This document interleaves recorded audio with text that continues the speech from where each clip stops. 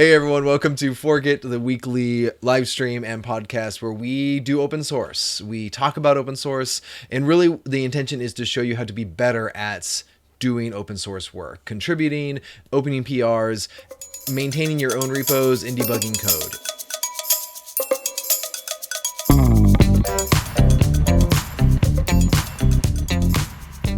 So this week, we are going to look at a new open source project to me, but I've known about it. It's been around for a while because I've been trying, if you've watched any of the live streams, I've been trying to use Helix as my editor.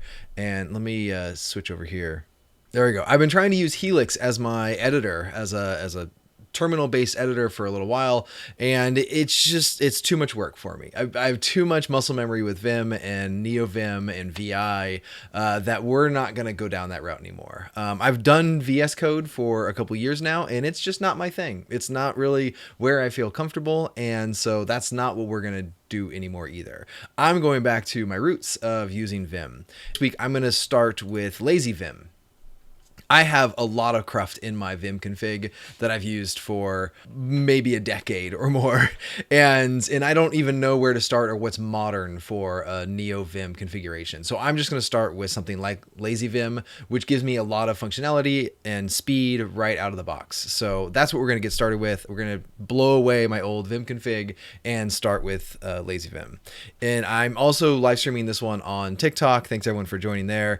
I see the people trolling me for Emacs. And no, I'm not. If my muscle memory for Helix isn't working, there's no way I'm going to Emacs. I was going through and researching a bunch of different Vim, frameworks, whatever you want to call them. There's NV Chad, look like a popular one. There's a ton of them out there. A lot of them are based on top of NeoVim instead of Vim because there are some functionality that you want in NeoVim. But again, like I said, all of my config comes from VI and Vim days, so I don't have any of these cool bells and whistles. And there's been a couple plugins that I've been using for a long time. If I look at, this is my Vim setup right now, but a lot of things have broken over time because I just didn't maintain it really well. So. And I also see people asking about Copilot, and that is one of the things that I'll be setting up because I've never had Copilot working in NeoVim before. That was one of the reasons I used VS Code, was because I wanted to try Copilot, and now I'm going to get it properly set up in Vim. I think every pull request I've had in the show so far has been accepted at some point. It's been merged in, and so we have, I think, 3 or 4 out there that were merged. Last week we did a capture the flag for EKS, so it was a little different. But if you want to see the solutions to that, I edited down all the solutions and put them in that stream. All right, so let's go over to the getting started here. And actually, the first thing I'm gonna have to do is blow away everything Vim based that I have. And it's not gonna be too hard because all of this is tracked in a .repos that I have. Let's see, GitLab I think is where I have Jagar, and I'm pretty sure it's under .files. There we go. So I have it on, I don't know why I moved this over to GitLab. I did it a long time ago. But if you want to see a .files repo that I've maintained this for, again, I don't know how long, 10 years ago is when I had the initial commit into GitLab, and it was in GitHub before. So I've been doing .files management for more than 10 years, and that's just sad now that I think about it. So I guess the 10 years of git commits to a .files repo is kind of like saying your server was up for more than a year. Like, that's the thing we used to kind of say was great as a sysadmin. You're like, oh yeah, my uptime's a year. It's like, I got .files for 10 years, and that's just, but now it's time to start over with some of that stuff. I would like to submit a pull request back to LazyVim if I get to that point of, I found a bug or documentation or something that didn't work for me. That's always the goal of these streams, is to contribute back and to make a fork of the repo.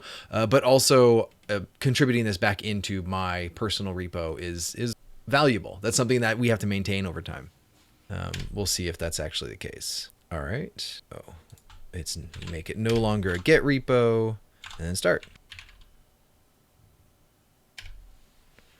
What? Where'd it go? Well, that's not a good start to this. What? Oh, I aliased that. Okay, why do I not have... All right. There's the getting started window. That does a lot. Oh, and I'm in. It's still going. We're good. Very lazy buffer line. Okay. Does that mean it's good? Log.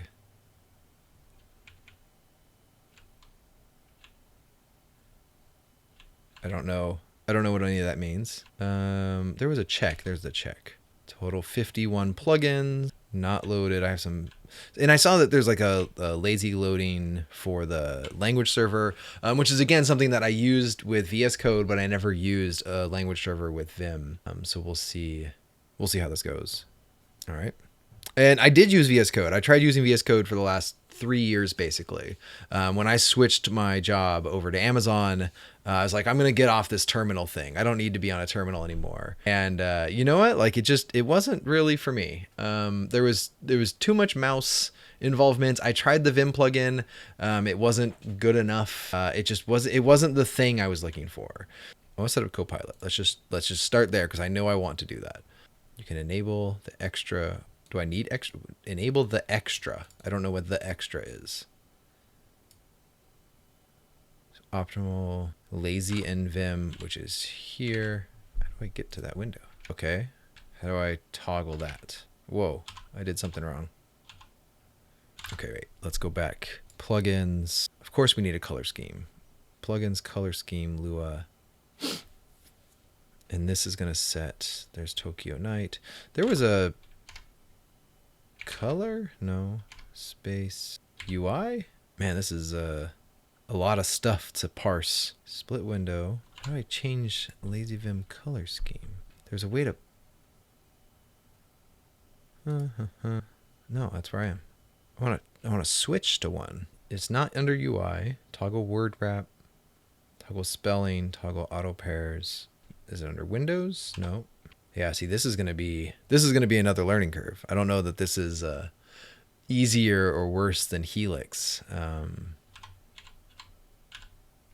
because like I can manually do that stuff. So if I do that, does it install anything? Or probably only when I open a JSON file, right? Because it's all lazy loaded. Or I saw something pop up at the bottom there. How do I get over to the Control, not Alt? Can I create? Nope, that renames. Oh, copy. Move, no. Add. Enter a name for a new file. All right, we found one. We found a keyboard shortcut without. Oh, okay. What is this? Nope. How do I check this? How do I enable these? Oh, this is a list. X key. All right. So if I just do that, then I can restart. I don't know what most of these do. I usually like prettier. Let's get some Docker. I use Go. I use that. Whoops. Did I do Markdown? Yeah. I went too fast. I do Python.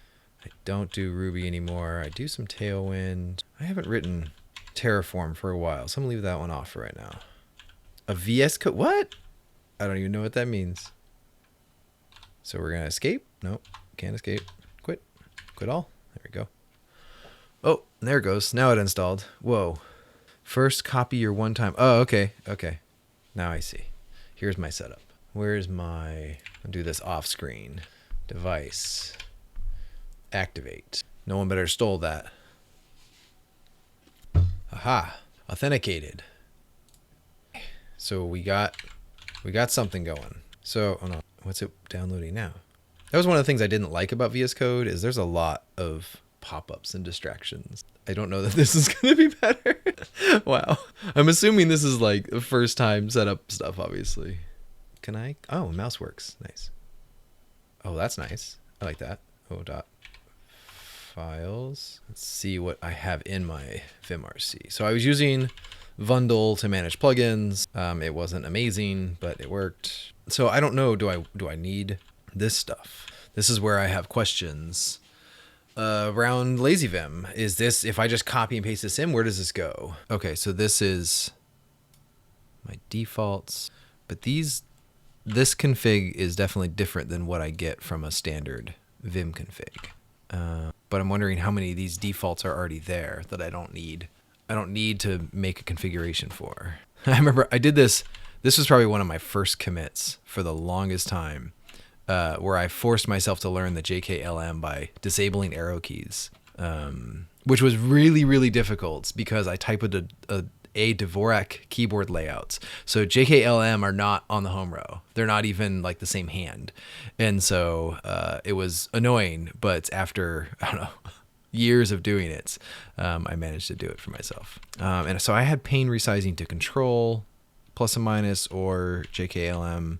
But again, I don't want to bring over everything terrible. So I see questions here on what's the difference between basic Vim and doing something like LazyVim. And that's why I'm doing this, because I've been using Vim for so long that there's just a lot of cruft. If I look at my Vim config, I have keyboard shortcuts that are nice that I've been using for just forever. But it's been not maintainable for me because I have to keep learning what's new out there. And I wanted language servers. I wanted some of the nice things that you would get with a more modern IDE, which is why I tried switching to VS Code and didn't really like it. It's also why I tried switching to Helix and then didn't really like it, because I still like the Vim key bindings. I like the modal mode, which Helix was giving me, but just completely different key bindings for a lot of things. They really wanted you to select all your text whenever you did something and then act on it. And I'm not used to working that way. Going back and forth keyboard and mouse didn't work for me so well. It's just, it's more strain on my wrist. So if I can keep my hands on my keyboard, it's going to be better. And in general, VS Code, even with the Vim plugin, is still a lot of GUI clicking around. So I'm trying to get back into, let's make this work with keyboard only modes. 2 is visibly close to where you are. Otherwise, use buffer, leader space. Wait, is that space? Space? Oh, that's fancy. This is just a picker for other files. I like that. Okay.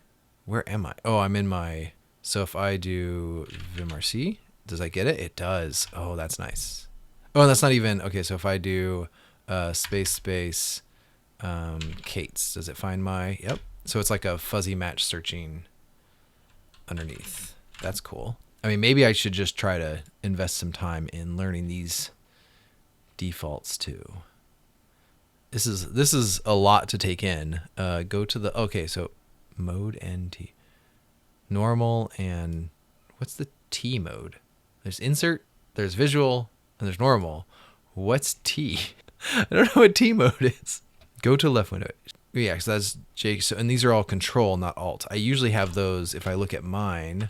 Okay, I still gotta look this up. I'm doing one thing at a time. Move it down, don't care. Previous, next buffer. Escape. See, there's my insert and normal mode. I don't know what is X and O mode. There's too many modes here. Leader L. What does that do? Oh, okay. That brings me up my dashboard. All right. So if I do an U for update, it checks for all the updates. Cool. How do I toggle it with leader L? No. How do I close? Escape's not working. File new. Format. Oh, toggle. Oh, I like that. Let's see. Wait. I don't know how to get out of that. Okay. Nope, that's not what I wanted. Was it in line numbers? U. UL. Space UL. Okay.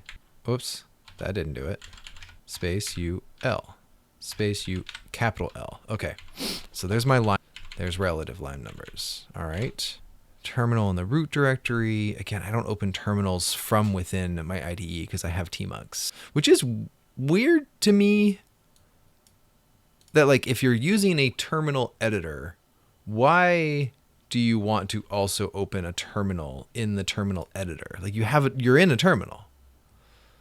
Like, the other thing I do all the time is Control Z. Like, I just make it go in the background, right? Like, and I can pull it right back up. Control Z goes away. I can do something in a terminal. I can open it back up. I don't know. I don't understand the need to want to do space FT. Like, why do I want a terminal here? That seems weird to me. When I have terminals in tmux and stuff. Escape, enter normal mode from T. What is T mode? I don't know what T mode is. So if I look in here, these are all, that was deleted. These are all modified, but I don't have any Vim config changes. Because I moved everything out of the way. I deleted everything before I started this. So let's go ahead and I probably need to just pull these in. Wait. Okay. So every one of these streams, I'm hoping to have a contribution or get commits somewhere, hopefully with a fork of a repo and a pull request. This time I'm working on my own config as I'm learning some of this stuff. Oh yeah, this is going to be just my own stuff today. Dax asks, is this for Mac or Linux? LazyVim works on both. I use Linux, and so if you're on a Mac, I know plenty of people that use it, but I'm using Linux. So what's the diff? I don't even care anymore. This is personal stuff. It doesn't matter. Updates. Okay. Oh, we're in a clean state. Zax is asking, there's a stupid desktop environments. The distro is bluefin, which is bluefin, which is technically based on Project Bluefin. I couldn't remember the domain. Project Bluefin. It's based on top of Fedora, so it's essentially a Fedora. If I look at about my system, it'll say that it's Fedora whenever the window comes up. Here we go. So it's a Fedora base, but it's using this bluefin spin with Wayland. And so if you watch or look at bluefin, I've been using it for months now. I really like it.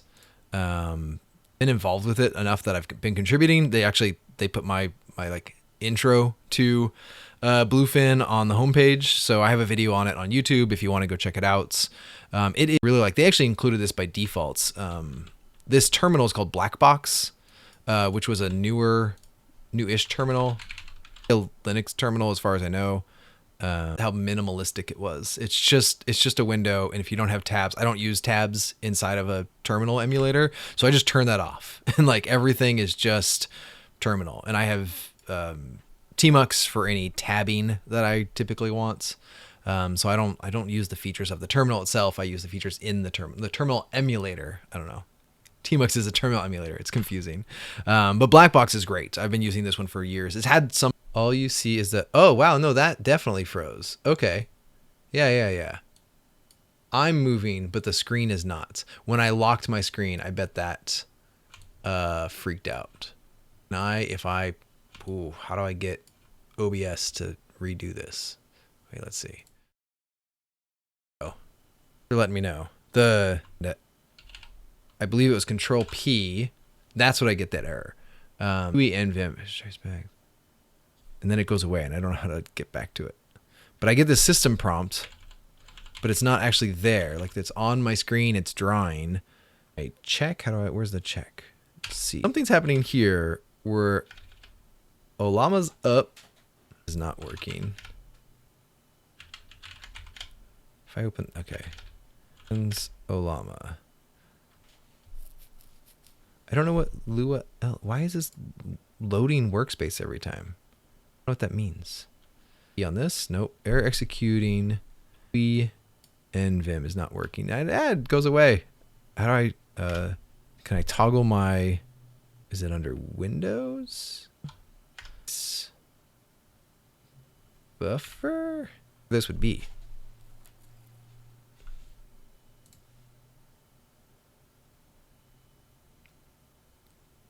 Can't read it fast enough, and I don't think I can hear it. Let's try it one more time. Let's quit. And if we open this, can I, wait, where's my screenshot? We're getting ready for this. All right. Oh, but I can't set a delay on that. I think I know what I can do. Cancel it.